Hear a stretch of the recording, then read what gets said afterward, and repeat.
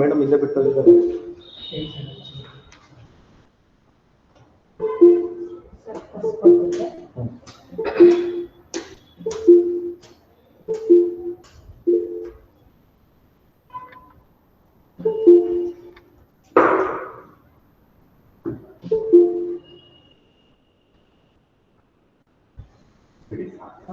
ಅಷ್ಟಿದ್ರೆ ತೊಂದರೆ ಬೋರ್ಡೇನು ಒರೆಸ್ಬೇಡಿ, ಲಾಸ್ಟ್ ಒರೆಸ್ಕೊಂಡ್ರಿ.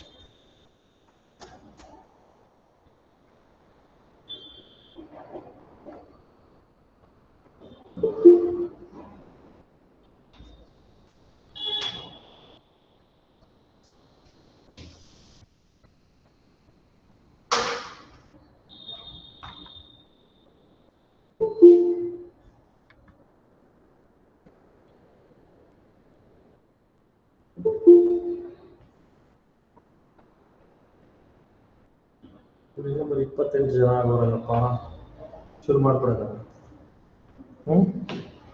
100 ಜನ ಇದ್ದಾರೆ ಅಂತಾರೆ, ಬರೀ 29 ಜನ ಲೈನಲ್ಲ ಅವ್ರೆ.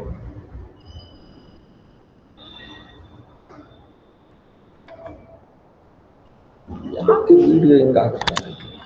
ಶುಭ ಮಧ್ಯಾಹ್ನ ಸರ್. ಶುಭ ಮಧ್ಯಾಹ್ನ, ಶುಭ ಸಂಜೆ ಹತ್ತತ್ರ.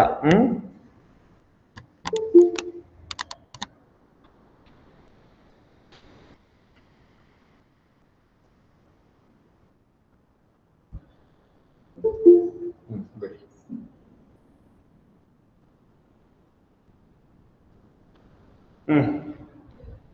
ಸ್ನೇಹಿತರೆ,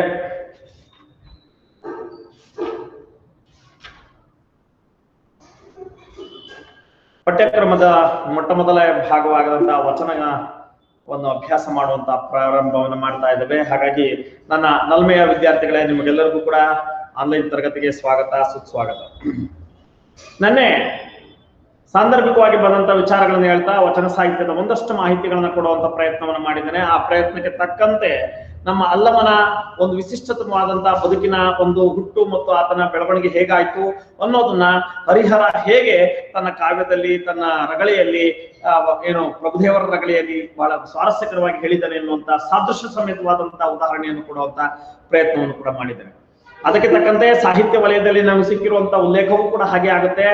ಆತ ಒಬ್ಬ ಮದ್ದಳೆಯನ್ನ ಬಾರಿಸುವಂತ ವ್ಯಕ್ತಿ ಆಗಿರ್ತಾನೆ, ಕಾಮಲತೆಯನ್ನೋಳನ್ನ ಮದುವೆ ಆಗ್ತಾನೆ, ಕೊನೆಗೆ ವಿರಾಗಿಯಾಗಿ ತಾನು ಅಧ್ಯಾತ್ಮದ ಕಡೆಗೆ ಒಲವು ತಗೊಂಡು ಬಸವ ಕಲ್ಯಾಣಕ್ಕೆ ಬಂದು ಮಹಾಜ್ಞಾನಿ ಆಗ್ತಾನೆ ಅನ್ನುವಂಥ ವಿಚಾರವನ್ನ ನಾವು ಸಾಹಿತ್ಯ ವಲಯದ ಐತಿಹಾಸಿಕ ಪರಂಪರೆಯಲ್ಲೂ ಕೂಡ ನೋಡ್ತೀವಿ. ಹಾಗಾಗಿ ಆತ ಕೈಲಾಸದಿಂದ ಬಂದ ಮತ್ತೆ ಕೈಲಾಸಕ್ಕೆ ಹೋದ ಅನ್ನುವಂಥದ್ದು ನಮ್ಮ ಹರಿಹರನ ಭಾವಾದ್ವೇಗಕ್ಕೆ ಒಳಗಾಗಿರುವಂತಹ ವಿಚಾರವಾಗಿದ್ರೆ, ವಾಸ್ತವದಲ್ಲಿ ಆತ ಹೇಳಿರೋ ಅಷ್ಟು ವಿಚಾರಗಳು ಸತ್ಯವೇ. ಕೈಲಾಸ ಹೋದ ಅನ್ನೋದು, ಬಂದ ಅನ್ನೋದು ಬಿಟ್ರೆ ಮಿಕ್ಕಿದ್ದೆಲ್ಲವೂ ಕೂಡ ಅಲ್ಲಮ ಹುಟ್ಟು, ಅಲ್ಲಮನ ಬದುಕು, ಅಲ್ಲಮನ ವಿಚಾರಗಳನ್ನ ಬಹಳ ಸ್ವಾರಸ್ಯಕರವಾಗಿ ಪ್ರಭುದೇವರ ರಗಳೆಯಲ್ಲಿ ಆತ ವಿಶೇಷವಾಗಿ ವ್ಯಕ್ತಪಡಿಸಿರುವಂತದ್ದನ್ನ ಕಾಣ್ತೇವೆ.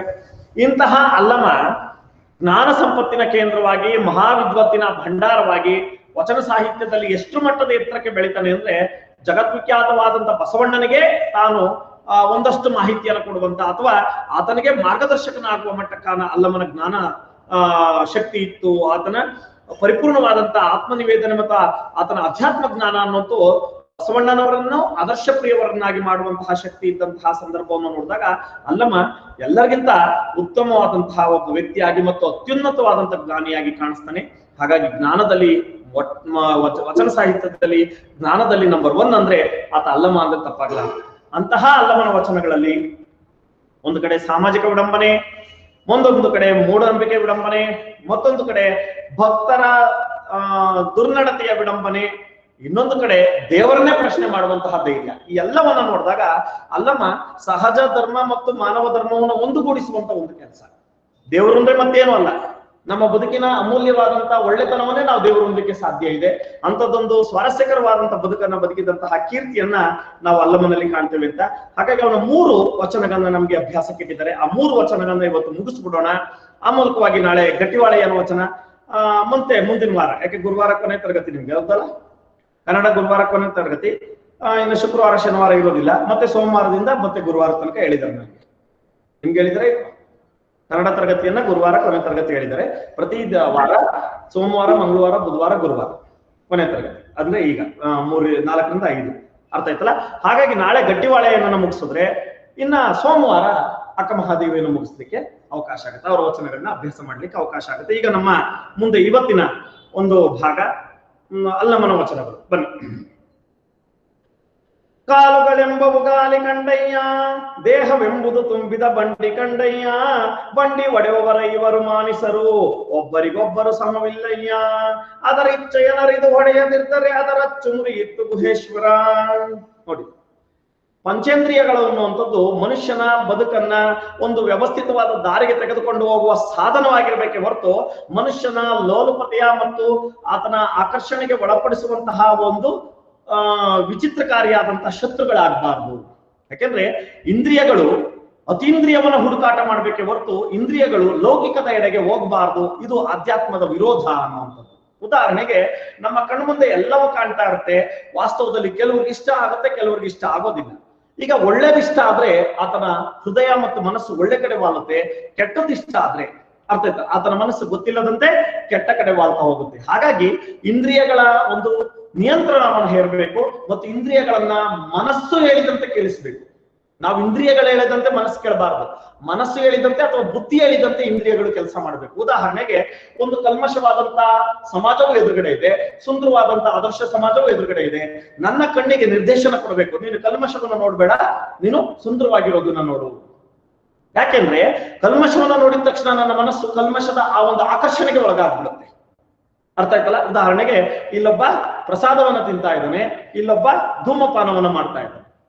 ಪ್ರಸಾದವನ್ನ ತಿನ್ನೋದು ಸಹಜ ಅನ್ನಿಸ್ಬಿಟ್ಟು ನನ್ನ ಮನಸ್ಸಿಗೆ ಧೂಮಪಾನದ ಕಡೆಗೆ ವಾಲ್ಕೊಂತು ಅಂದ್ರೆ ನಾನು ಕೂಡ ಏನಾಗ್ತೀನಿ, ಧೂಮಪಾನ ವ್ಯಸನಿಯೇ ಆಗ್ತೀನಿ. ಒಂದು ಕಣ್ಣು ನನಗೆ ಗೊತ್ತಿಲ್ಲದಂತೆ ಒಂದು ಕಲ್ಮಶವನ್ನ ನನ್ನ ಮನಸ್ಸಿನಲ್ಲಿ ತುಂಬಿ ಆ ಕಲ್ಮಶಕ್ಕೆ ತಕ್ಕಂತೆ ನನ್ನ ಬದುಕನ್ನ ಕೆಡಿಸುವಂತ ಕೆಲಸವನ್ನ ಮಾಡ್ತೀನಿ. ಅದೇ ನನ್ನ ಕಣ್ಣಿಗೆ ನಿರ್ದೇಶನ ಕೊಟ್ಟು ನಿಲ್ಲೋ, ಆ ಧೂಮಪಾನವನ್ನ, ಮದ್ಯಪಾನವನ್ನ, ಅತ್ಯಾಚಾರವನ್ನ, ಅನಾಚಾರವನ್ನ ನಿನ್ನ ಕಣ್ಣಿಗೆ ಹಾಕೋಬೇಡ, ನೋಡಿ ಇಲ್ಲಿ ಧರ್ಮ ಕಾರ್ಯವನ್ನ ಮಾಡು, ಯೋಗ್ಯವಾದ ಮಾರ್ಗದಲ್ಲಿ ಹೋಗ್ತಿರೋ ವ್ಯಕ್ತಿಗಳನ್ನ ನೋಡು, ಸಮಾಜದ ಆದರ್ಶ ವ್ಯಕ್ತಿತ್ವಗಳನ್ನ ನೋಡು, ಈ ತರ ಬದುಕು ಅಂತ ನಮ್ಮ ಬುದ್ಧಿ ನಮ್ಮ ಕಣ್ಣಿಗೆ ನಿರ್ದೇಶನ ಮಾಡಿದಾಗ ಕಣ್ಣು ಒಳ್ಳೆದನ್ನ ಮಾತ್ರ ನೋಡಿ, ಒಳ್ಳೆದನ್ನ ಮಾತ್ರ ಕಲಿತಾ ಹೋದಾಗ ನಮ್ಮ ವ್ಯಕ್ತಿತ್ವವು ಏನಾಗುತ್ತೆ, ಒಳ್ಳೆ ರೂಪದಲ್ಲಿ ಮಾರ್ಪಾಟಾಗುತ್ತೆ. ಇದರ ಅರ್ಥ ಇಷ್ಟೇ, ನಮ್ಮ ಮನಸ್ಸು ಮತ್ತು ಬುದ್ಧಿ ಹೇಳಿದಂತೆ ನಮ್ಮ ಇಂದ್ರಿಯಗಳು ಕೇಳಬೇಕು.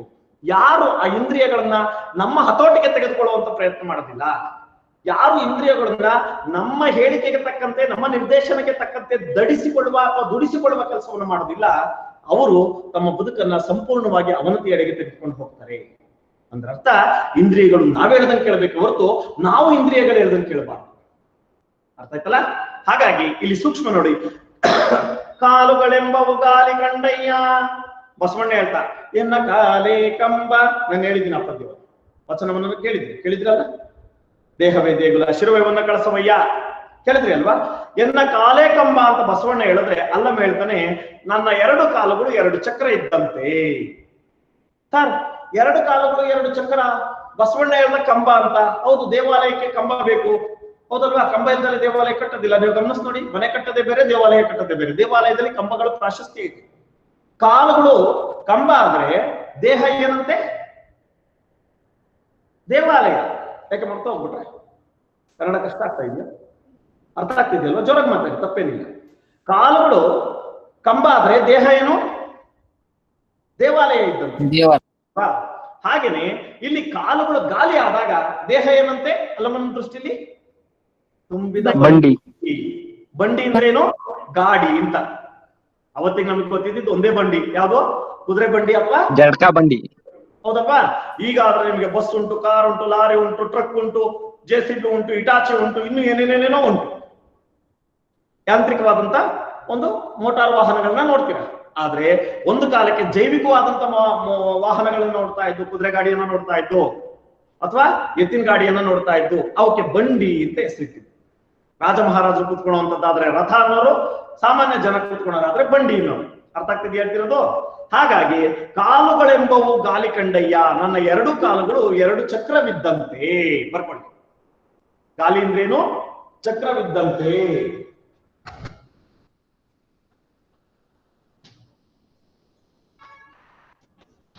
ಕಾಲುಗಳೆಂಬವು ಗಾಲಿ ಕಂಡಯ್ಯ, ದೇಹವೆಂಬುದು ತುಂಬಿದ ಬಂಡಿ ಕಂಡಯ್ಯ. ಬಂಡಿ ಅಂದ್ರೆ ಎತ್ತಿನ ಗಾಡಿ.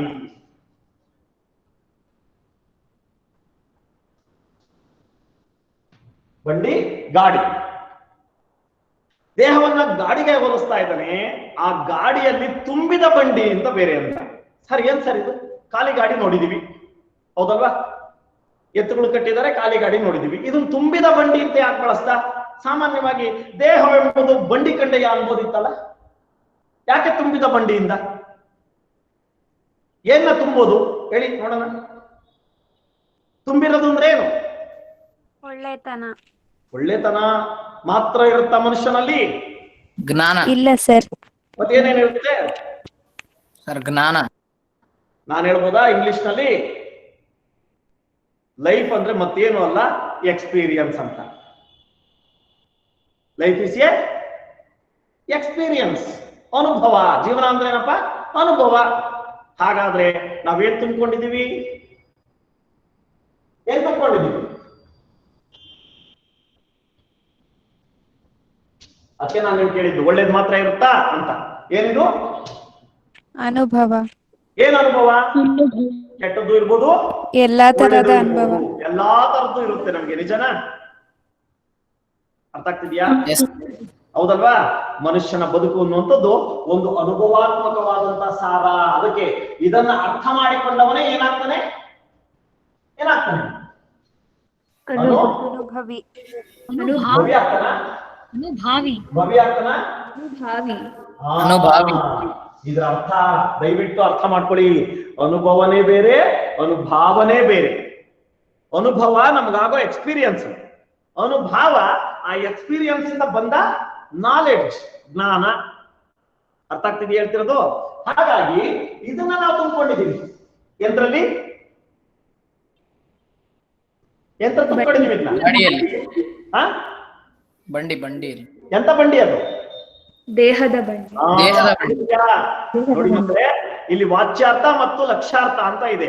ಬಂಡಿ ಅಂತ ಅಂದ್ರೆ ಅವನ ಎತ್ತಿನ ಬಂಡಿ ಅಂತ ಹೇಳ್ತಾವನೆ, ಆದ್ರೆ ವಾಸ್ತವದಲ್ಲಿ ಅವನು ಹೇಳ್ತಿರೋ ಬಂಡಿ ಅಂದ್ರೆ ಏನು? ದೇಹ ಅಂತ ಅಷ್ಟೇ. ವಾಚ್ಯಾರ್ಥ ಬಂಡಿ ಅಂದ್ರೆ ಎತ್ತಿನ ಬಂಡಿ, ಲಕ್ಷ್ಯಾರ್ಥ ಏನ್ ಹೇಳುತ್ತೆ? ದೇಹ. ಅರ್ಥ ಆಯ್ತಲ್ಲ? ಹಾಗಾಗಿ ಯಾವ ಬಂಡಿ ತುಂಬಿಕೊಂಡಿದೀವಿ ನಾವು? ಇದನ್ನ ದೇಹದ ಬಂಡಿ, ದೇಹವೆಂಬ ಬಂಡಿಯಲ್ಲಿ ತುಂಬಿಕೊಂಡಿದೀವಿ. ಅರ್ಥ ಆಯ್ತಲ್ಲ? ಹಾಗಾಗಿ ನೋಡಿ, ದೇಹವೆಂಬುದು ತುಂಬಿದ ಬಂಡಿ ಕಂಡಯ್ಯ ಅಂದ. ತುಂಬಿದ ಬಂಡಿ ಅಂದ್ರೇನು? ಅನುಭವಗಳನ್ನ ಬಹಳ ತುಂಬ್ಕೊಂಡ್ಬಿಟ್ಟಿದೀವಿ. ನೋಡಿ, ನಿಮ್ಗಾಗ್ಲೇ 10 ವರ್ಷದ ಅನುಭವ ಬಂದ್ಬಿಡ್ತು ಶಿಕ್ಷಣದಲ್ಲಿ. ನಿಜನಾ? ನಿಜನಾ? ನನಗೆ ಪಾಠ ಮಾಡಕ್ ಶುರು ಮಾಡಿ 20 ವರ್ಷದ ಅನುಭವ ಆಗೋಗ್ಬಿಡ್ತು. ನಿಮ್ ತಾತನ್ ಕೇಳಿ, ನನಗಿಂತ ಬಹಳ ದೊಡ್ಡ ಅನುಭವದ ವಿಚಾರಗಳನ್ನ ಹೇಳ್ತಾರೆ. ಅರ್ಥ ಆಯ್ತಾ? ನಿಮ್ ತಾತಾರ ಅಪ್ಪ ಬದುಕಿದ್ರೆ ಅವ್ರನ್ನ ಕೇಳಿ, ನಿಮ್ ತಾತನಿಗಿಂತ ವಿಶೇಷವಾದ ಅನುಭವ ಹೇಳ್ತಾರೆ. ಅನುಭವ ಆಗ್ಬೇಕು ಅಂತಂದ್ರೆ ವಿದ್ಯಾವಂತರೇ ಅಲ್ಲ ಸ್ನೇಹಿತರೆ, ಜೀವನದ ಪ್ರತಿಯೊಂದು ಹಂತದ ಘಟನೆಗಳು ಕೂಡ ಅನುಭವವೇ. ಅರ್ಥ ಆಯ್ತಲ್ಲ? ಆ ಅನುಭವಗಳಿಂದಲೇ ಯಾವ್ದು ಒಳ್ಳೆಯದು, ಯಾವ್ದು ಕೆಟ್ಟದ್ದು, ಯಾವ್ದು ಧರ್ಮ, ಯಾವ್ದು ಅಧರ್ಮ, ಯಾವ್ದು ಯೋಗ್ಯ, ಯಾವ್ದು ಅಯೋಗ್ಯ, ಯಾವ್ದು ಮಾಡ್ಬೇಕು, ಯಾವ್ದು ಮಾಡಬಾರ್ದು, ಈ ಎಲ್ಲ ನಿರ್ಣಯಗಳನ್ನ ತೆಗೆದುಕೊಳ್ಳುವಂತ ಬುದ್ಧಿ ಮನಸ್ಸಿಗೆ ಯಾಕೆ ಬರುತ್ತೆ ಅಂದ್ರೆ ಅನುಭವ ಸಾಂದ್ರತೆಯಿಂದ. ಹೌದಲ್ವಾ? ಈಗ ನಾನ್ ನಿಮ್ಗೊಂದು ಪ್ರಶ್ನೆ ಕೇಳ್ಬಿಡ್ತೀನಿ. ಇವತ್ತೇ ಹೋಗ್ಬಿಟ್ಟು ನಿಮ್ಮ ತಂದೆ ಹತ್ರ 1,000 ರೂಪಾಯಿ ಕದ್ಬಿಡಿ, ಕದ್ಬಿಡ್ತೀರಾ? ಇಲ್ಲ ಸರ್. ಯಾಕೆ? ಮೇಷ್ಟ್ರು ಹೇಳಿದ್ಮೇಲೆ ಕದಿಬೇಕು ತಾನೆ? ಕೆಟ್ಟದಂತ ಗೊತ್ತಿದ್ಮೇಲೆ ಯಾಕೆ ಮಾಡ್ಬೇಕು ಸರ್? ಅದನ್ನೇ ಅನುಭವ. ಸರ್, ಮೇಷ್ಟ್ರಲ್ಲ, ಸಾಕ್ಷಾತ್ ದೇವ್ರು ಬಂದು ಹೇಳಿದ್ರು ನಾವು ಆ ಕೆಲಸ ಮಾಡಲ್ಲ. ಯಾಕೆಂದ್ರೆ ನಮ್ ಚಿಕ್ಕ ವಯಸ್ಸಿನಿಂದ ನಮ್ ಮೇಷ್ಟ್ರು ಹೇಳ್ಕೊಟ್ಟವ್ರೆ ಕದಿಯೋದು ಅಪರಾಧ. ಅರ್ಥ ಆಯ್ತು ಹೇಳಿದ್ದು? ಅರ್ಥ ಆಯ್ತು ಹೇಳಿದ್ದು? ಇದನ್ನೇ ಅನುಭವ ಅಥವಾ ಅನುಭವ ಅನ್ನೋದು. ಕದಿಯುವುದು ಅಪರಾಧ ಅನ್ನೋದು ಗೊತ್ತಿರೋದು ಅನುಭವ. ಕದಿಬಾರ್ದು ಯಾಕೆ ಅದ್ರ ಪಾಪ ಅನ್ನೋದೇ ಅನುಭವ. ಅರ್ಥ ಆಗ್ತಿದ್ಯಾ? ಹಾಗಾಗಿ ಇಲ್ಲಿ ನೋಡಿ, ದೇಹವೆಂಬುದು ತುಂಬಿದ ಬಂಡಿ ಕಂಡಯ್ಯ. ಇಂಥ ಲಕ್ಷ ಅನುಭವಗಳು ನಮ್ಮ ಮನಸ್ಸಿನಲ್ಲಿ, ದೇಹದಲ್ಲಿ ತುಂಬಿಕೊಂಡಿದ್ದಾವೆ. ಅರ್ಥ ಆಯ್ತು ಹೇಳ್ತಿರೋದು? ಇಂತಹ ಬಂಡಿಯ ಒಡೆಬವರ ಇವರು ಮಾನಿಸರು. ಈ ಬಂಡಿಯನ್ನು ಓಡಿಸ್ತಾ ಇರೋರು ಎಷ್ಟು ಜನ? ಐವರು ಆ? ಐವರು ಹಾ ಪಂಚೇಂದ್ರಿಯಗಳು. ಏನಪ್ಪಾ ಐವರು ಪಂಚೇಂದ್ರಿಯಗಳು. ಹಾ ಅದೇ 5 ಜನ ಸರ್. 5 ಜನ ಅಂದ್ಬಿಟ್ರಲ್ಲ ಸರ್. ಇಲ್ಲಿ ಜನ ಅನ್ನೋದೇನಿದು ಮಾನಿಸರು ಅಂತಂದ್ರೆ ಮನಸ್ಸಿಗೆ ಸಂಬಂಧಪಟ್ಟವರು ಅಂತ. ಆ ಮನಸ್ಸಿನಲ್ಲಿ ಜನಿಸಿದವರು ಮಾನಿಸರು. ಆ ಮಾನಿಸರು ಮತ್ತೇನು ಅಲ್ಲ, ಮನಸ್ಸಿನ ಉದ್ವೇಗಕ್ಕೆ ಕಾರಣವಾಗುವಂತ ಇಂದ್ರಿಯಗಳು. ಯಾವಪ್ಪ? ಕಣ್ಣು ನೋಡು ಅನ್ನುತ್ತೆ, ಮೂಗು ವಾಸನೆ ನೋಡು ಅನ್ನುತ್ತೆ, ಕಿವಿ ಕೇಳು ಅನ್ನುತ್ತೆ, ನಾಲ್ಗೆ ರುಚಿ ನೋಡು ಅನ್ನುತ್ತೆ, ಚರ್ಮ ಸ್ಪರ್ಶ ನೋಡು ಅನ್ನುತ್ತೆ. ಅರ್ಥ ಆಗ್ತಿದೆಯಲ್ವಾ? ಅರ್ಥ ಆಗ್ತಿದೆ ಅಲ್ವಾ? ಈ ಪಂಚೇಂದ್ರಿಯಗಳು ಏನ್ ಮಾಡುತ್ತೆ? ಒಳ್ಳೇದಕ್ಕಿಂತ ಕೆಟ್ಟದ್ದನ್ನೇ ಜಾಸ್ತಿ ಅಪೇಕ್ಷೆ ಪಡುತ್ತೆ. ಗಮನಿಸ್ ನೋಡಿ. ಟಿವಿ ಹಾಕ್ತಿರಲ್ವಾ? ಟಿವಿ ಹಾಕಿದ ತಕ್ಷಣ ಯಾವ್ದಾದ್ರು ಸುಮಧುರವಾದಂತಹ ಎಂತದ್ದಾದ್ರೂ ಒಂದು ಪೌರಾಣಿಕ ಸಿನಿಮಾ ನೋಡ್ರಲ್ಲ ಅಂತ ಹಾಕಿದ್ರೆ, ಬೇಡ ಸರ್, ಯಾವ್ದೋ ರಗಟು ಅಂತ ಬಂದೈತೆ, ಮತ್ತೆ ಇದ್ಯಾವ್ದೋ ಪೊಗರು ಅಂತ ಬಂದೈತೆ, ಹಾಡುಗಳು ಕೇಳೋದು ತಾಡ್ರಯ್ಯ, ಆರಾಧಿಸುವೆ ಮದನಾರಿ ಅಂತ ಹಾಡು ಹಾಕಿದ್ರೆ ಸರಿ ಚೆನ್ನಾಗಿಲ್ಲ ಸರ್. ಮತ್ತೆ ಯಾವ್ದೈತೆ? ಒಳ್ಳೆ ಹಾಡು ಬಂದೈತೆ ಸರ್, ಉಪೇಂದ್ರ ಹೇಳ್ರ, ಚಿತ್ರಾನ್ನ ಮೊಸರನ್ನ ನೋಡಿ. ಯೋಚನೆ ಮಾಡಿ. ಯಾಕೋ ನಮಗೆ ಗೊತ್ತಿಲ್ಲದಂತೆ ಕೆಟ್ಟದ್ದನ್ನೇ ಅಪೇಕ್ಷೆ ಪಡುವಂತ ಮನೋಭಾವ ಬರ್ತಾ ಇದೆ ನಮ್ಗೆ. ಕಾರಣ ಇಷ್ಟೇ, ನಮ್ಮ ಇಂದ್ರಿಯಗಳನ್ನ ನಮ್ಮ ನಿಯಂತ್ರಣದಲ್ಲಿ ಇಟ್ಕೊಳ್ಳಲಿಕ್ಕೆ ನಾವು ಸೋತಿದೀವಿ. ಅರ್ಥ ಆಗ್ತಿದ್ಯಾ? ತಪ್ಪು ನಿಮ್ದಲ್ಲ, ನಿಮ್ಮ ಇಂದ್ರಿಯಗಳ ಕೆಲಸ ಮಾಡ್ತಾ ಇದ್ದಾವೆ. ಅರ್ಥ ಆಯ್ತಲ್ಲ? ಪುಸ್ತಕ ಹೋದ್ರೆ ಯಾವ್ದು ಪುಸ್ತಕದೊಳಗೆ ಮೊಬೈಲ್ ಇಟ್ಕೊಂಡು ಚಾಟಿಂಗ್ ಮಾಡ್ತಾ ಇರ್ತೀರಾ. ನಿಮ್ಮಮ್ಮ ನೋಡ್ಬೇಕಾ, ನನ್ನ ಮಗ ಎಷ್ಟು ಚೆನ್ನಾಗಿ ಪುಸ್ತಕ ಇಟ್ಕೊಂಡವನೆ ಅಂತ.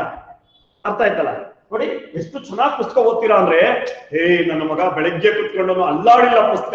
ವಾಸ್ತವದಲ್ಲಿ ಪುಸ್ತಕ ಹಿಂಗಿಲ್ಲ. ಬಹಳ ಚೆನ್ನಾಗಿದೆ ಅಲ್ವಾ? ಯಾಕೆ ಕೆಲಸ ಮಾಡ್ತಾ ಇದ್ದೀವಿ? ತಪ್ಪು ನಮ್ದಲ್ಲ. ಮನ್ಸು ಹೇಳುತ್ತೆ, ಅಯ್ಯೋ ಪುಸ್ತಕ ಓದಿ ಅದೇನಾಗುತ್ತೆ, ಬಾ ವಾಟ್ಸಪ್ ಅಲ್ಲಿ ಮೆಸೇಜ್ ನೋಡೋಣ, ಚಾಟಿಂಗ್ ಮಾಡೋಣ. ಇದೆಲ್ಲ ಇಂದ್ರಿಯಗಳು ಎಳೆಯುವಂತಹ ಆಕರ್ಷಣೆಗಳು. ಈ ಇಂದ್ರಿಯಗಳು ನಮ್ಮ ಮನಸ್ಸನ್ನ ಹೊಡಿತಾ ಇದ್ದಾವೆ ಅಂದ್ರೆ ಓಡಿಸ್ತಾ ಇದ್ದಾವೆ ಅಂತ ಅರ್ಥ, ಮತ್ತೇನು ಅಲ್ಲ. ಬಂಡಿಯ ಒಡೆಯುವವರ 5 ಮಾನಿಸರು. ಎಷ್ಟು ಜನ? 5 ಜನ. ಮಾತಾಡ್ಬೇಕು.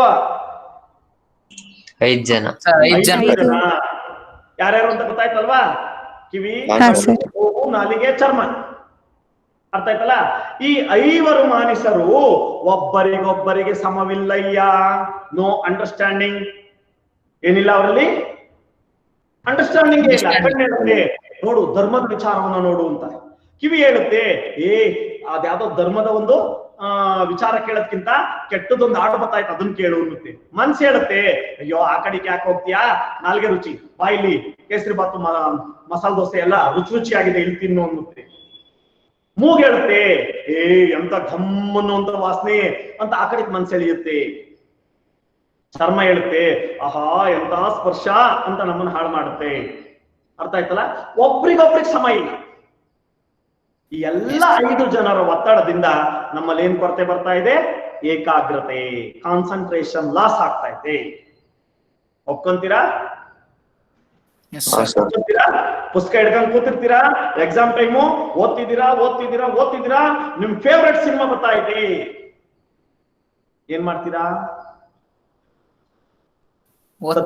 ಏನ್ ಮಾಡ್ತೀರಾ? ನಾನೇ ಬೇಜಾರ್ ಮಾಡ್ಕೊಳಲ್ಲ. ಓದ್ಲೇಬೇಕು ಸರ್, ನಾಳೆ ಎಕ್ಸಾಮ್ ಇರ್ಬೇಕಾದ್ರೆ ಹೆಂಗ್ ಸರ್ ಫಿಲಂ ನೋಡಕ್ಕಾಗುತ್ತೆ? ನೋಡಿ ಅದರ ಅರ್ಥ ಏನು? ನೀವ್ ಈಗ್ಲೂ ಕೂಡ ಕಾಂಪ್ರಮೈಸ್ ಆದ್ರಿ. ಏನಂತ? ನಾಳೆ ಎಕ್ಸಾಮ್ ಸಾರ್ ಹೆಂಗ್ ಸಾರ್ ನೋಡಕ್ ಆಗುತ್ತೆ ಅಂದ್ರೆ ಹೊರ್ತು ನಾನ್ ನೋಡೋದೇ ಇಲ್ಲ ಸರ್ ಒಂದೇ ಇಲ್ಲ. ಅಲ್ಗ ಅರ್ಥ? ಒಂದ್ ಕಣ್ಣು ಅಕ್ಷರದ ಮೇಲೆ, ಒಂದ್ ಕಣ್ಣು ಟಿವಿ ಮೇಲೆ, ಅಕ್ಷರದ ಮೇಲೆ ಟಿವಿ ಮೇಲೆ ಓದ್ತಾ ಢಮ್ ಅಂದಿದ ತಕ್ಷಣ ಅಯ್ಯಯ್ಯೋ ಅಂತೀರ.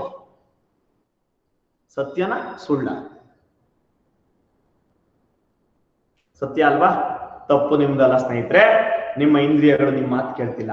ನಿಮ್ ಮನ್ಸು ಹೇಳ್ತಾ ಐತೆ, ನಾಳೆ ಎಕ್ಸಾಮ್ ಓದು ಅಂತ ಮನ್ಸು ಹೇಳ್ತಾ ಐತೆ.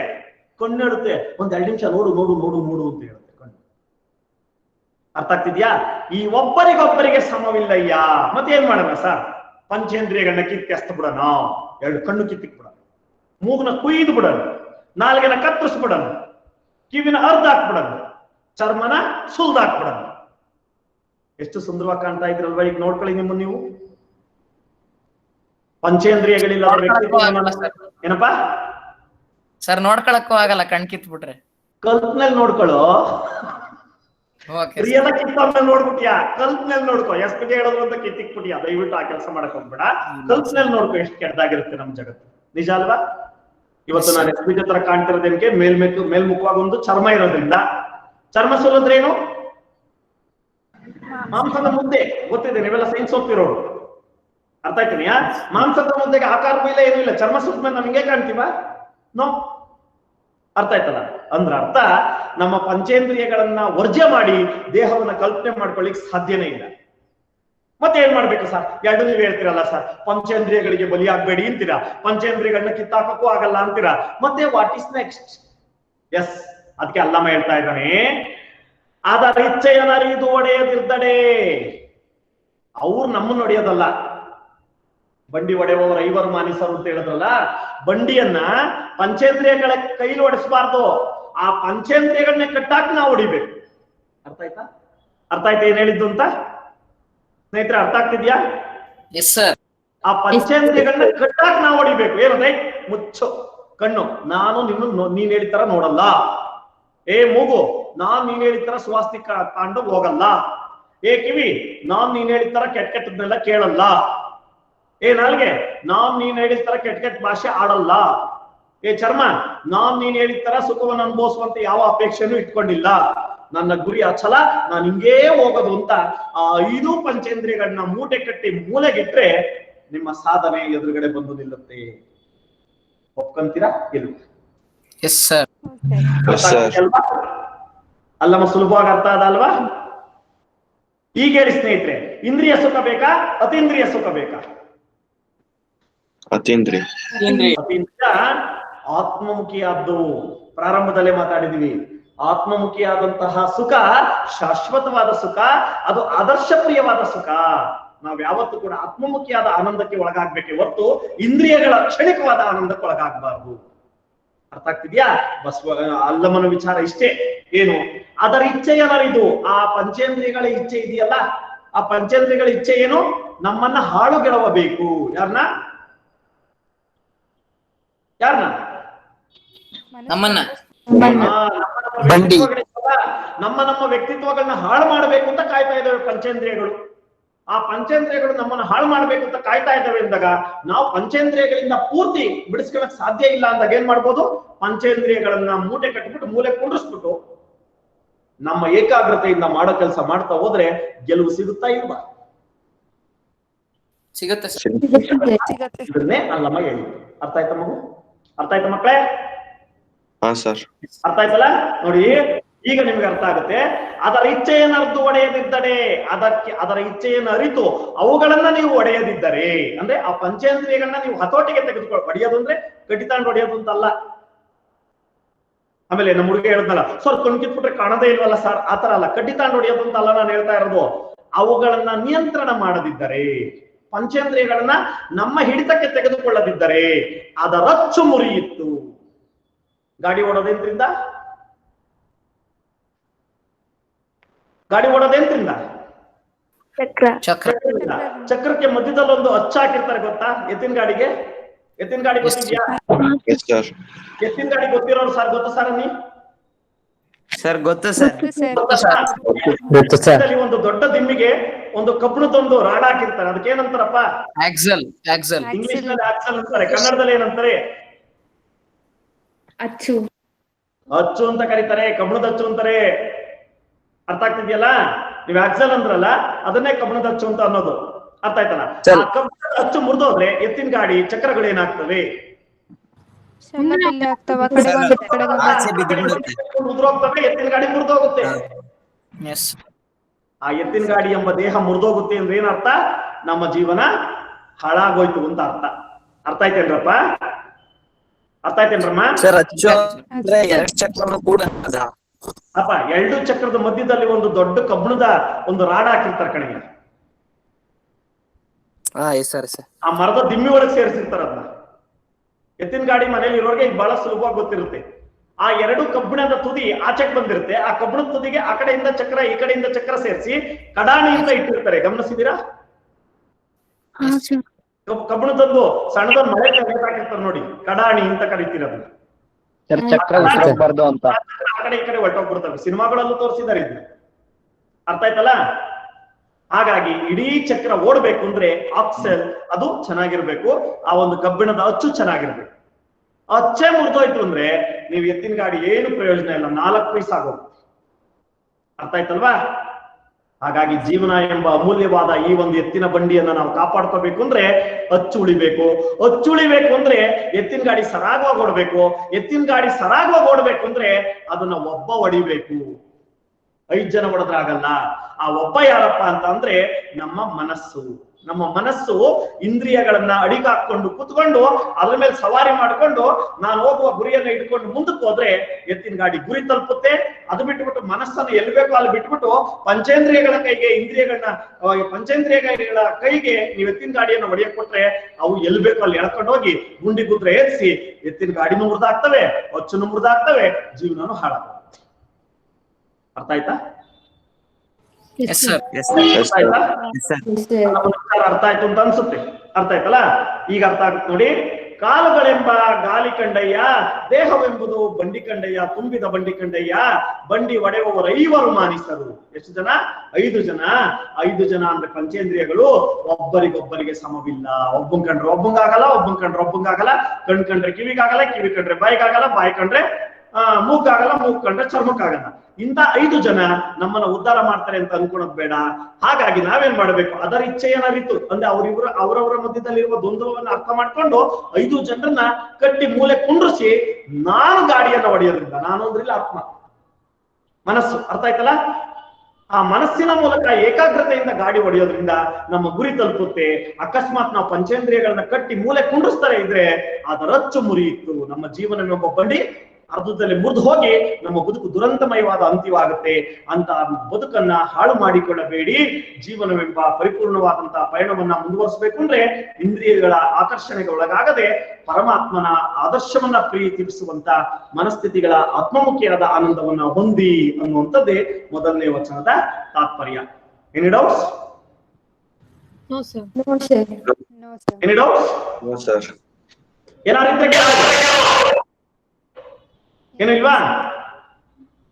ಮುಂದಕ್ಕೆ ಹೋಗೋಣ? ಸರಿ ಸರ್. ಎರಡನೇದು ಬನ್ನಿ.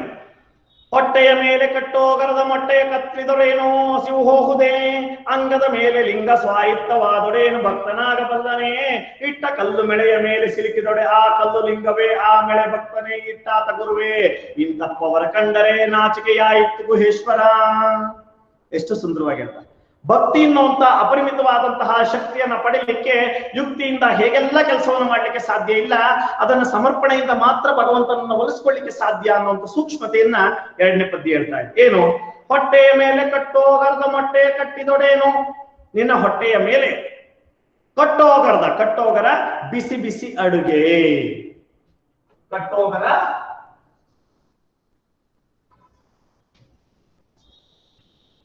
ಮೃಷ್ಟಾನ್ನ ಅಂತ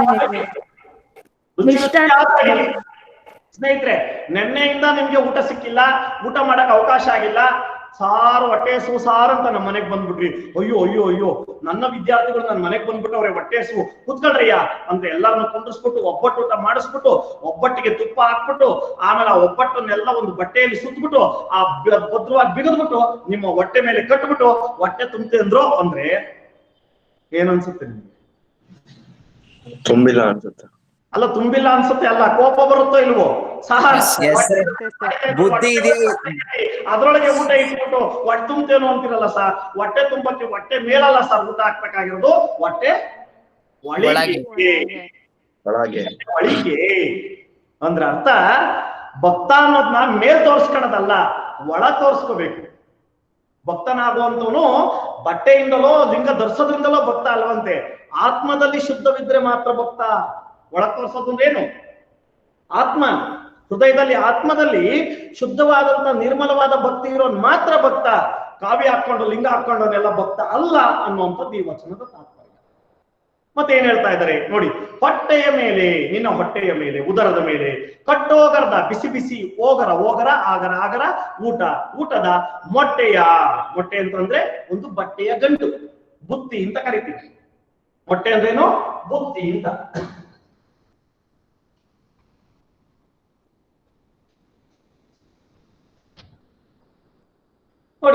ಹೊಟ್ಟೆಯ ಮೇಲೆ ಬಿಸಿ ಬಿಸಿ ಊಟದ ಬುತ್ತಿಯನ್ನ ಬಿಗಿದು ಕಟ್ಟಿದರೆ ಹಸಿವು ಹೋಗುದೇ?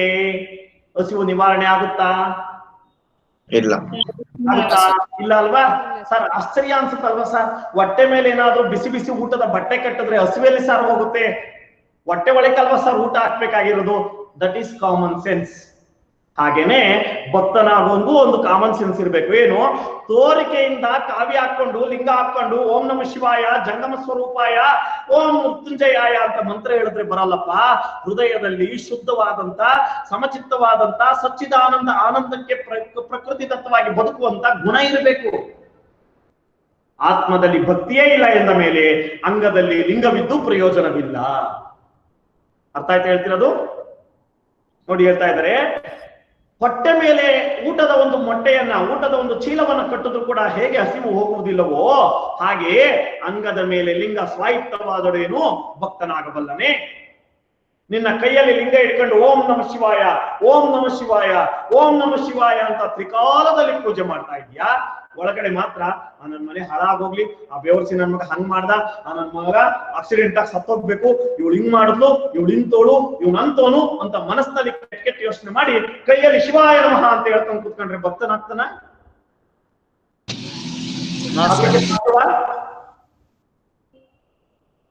ಹೇಳಿ. ಇಲ್ಲ ಸರ್. ಹೌದಲ್ವಾ? ಭಕ್ತಿ ಎನ್ನುವಂಥದ್ದು ತೋರಿಕೆ ಅಲ್ಲ ಸ್ನೇಹಿತರೆ. ನೆನ್ನೆ ಕೂಡ ಹೇಳಿದ್ದೆ, ದೇವಸ್ಥಾನದಲ್ಲಿ ಬಹಳ ವಿಶೇಷವಾಗಿ ಒಂದು ಟ್ಯೂಬ್ ಲೈಟ್ ಕೊಡ್ಸಿರ್ತಾನೆ ಅವನೊಬ್ಬ, ಬದ್ಧತ ಭಕ್ತರಿಗೆ ಅನುಕೂಲ ಆಗ್ಲಿ ಅಂತ. ಟ್ಯೂಬ್ ಲೈಟ್ ಕೊಡ್ಸೋದು ಒಂದು ಒಳ್ಳೆ ಗುಣ. ಯಾಕೆಂದ್ರೆ ದೇವಾಲಯಕ್ಕೆ ಬಂದಂತ ಭಕ್ತರು ಕತ್ಲಲ್ಲಿ ನಿಂತ್ಕೋಬಾರ್ದು ಅಂತ ಟ್ಯೂಬ್ ಲೈಟ್ ಕೊಡ್ಸಿದೀನಿ, ದುಡ್ಡು ಐತೆ ಕೊಡ್ಸಿದೀನಿ. ತಪ್ಪಾ ಒಳ್ಳೇದಾ? ಒಳ್ಳೇದು ಸರ್. ಒಳ್ಳೇದಲ್ಲ? ಎಲ್ಲಾರು ಉಂಟಾ ಸರ್ ದೇವಸ್ಥಾನದಲ್ಲಿ 4 ಜನಕ್ಕೆ ಒಳ್ಳೇದಾಗ್ಲಿ ಅಂತ ಟ್ಯೂಬ್ ಲೈಟ್ ಕೊಡ್ಸೋದು ಒಳ್ಳೇದು? ಎಸ್. ಆದ್ರೆ ಟ್ಯೂಬ್ ಲೈಟ್ ಕೊಡ್ಸಿ ಸುಮ್ನಾಗ್ತೀವ ನಾವು? ಇಲ್ಲ.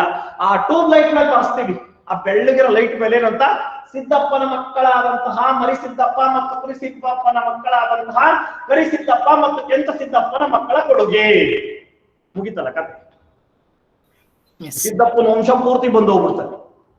ಹೊಸರು ಇಂಕಲ್ ಬರ್ಸಿರ್ತೀವಿ, ಟ್ಯೂಬ್ ಲೈಟ್ ಹಾಕಿದ್ರೆ ಹೊಸರು ಕಾಣುತ್ತೆ, ಬೆಳಕೆ ಬರಲ್ಲ. ನಾನು ಹೇಳೋದು, ಅಷ್ಟು ದೊಡ್ಡ ಹೆಸರು ಬರ್ಸಕ್ಕೆ ಅವನು 200 ರೂಪಾಯಿ ಖರ್ಚು ಮಾಡಿರ್ತಾನೆ. ಟ್ಯೂಬ್ ಲೈಟ್ ಬೆಲೆ ಬಂದು 150 ರೂಪಾಯಿ. 150 ರೂಪಾಯಿ ಟ್ಯೂಬ್ ಲೈಟ್ಗೆ 200 ರೂಪಾಯಿ ಖರ್ಚು ಮಾಡಿ ಹೆಸರು ಹಾಕಿಸ್ತಿದ್ಯಾ ಅಂತ ಅರ್ಥ, ಭಕ್ತರಿಗೆ ಬೆಳಕಾಗ್ಲಿ ಅಂತ ನೀನ್ ಕೊಡ್ತಿಲ್ಲ, ನನ್ನ ಹೆಸರು ಕಾಣ್ಲಿ ಅಂತ ಕೊಡ್ತಾ ಇದೀಯಾ. ಇದು ನನ್ನ ಭಕ್ತಿ ಅಂತ ಅನ್ನಕ್ ಸಾಧ್ಯನಾ? ಸಾಧ್ಯನಾ? ಗಡಿಯಾರ ಕೊಡ್ತೀವಿ ಯಾರಿಗೆ? ದೇವ್ರಿಗೆ. ಅವನಿಗೆ ಯಾಕ್ರೆ ಗಡಿಯಾರ?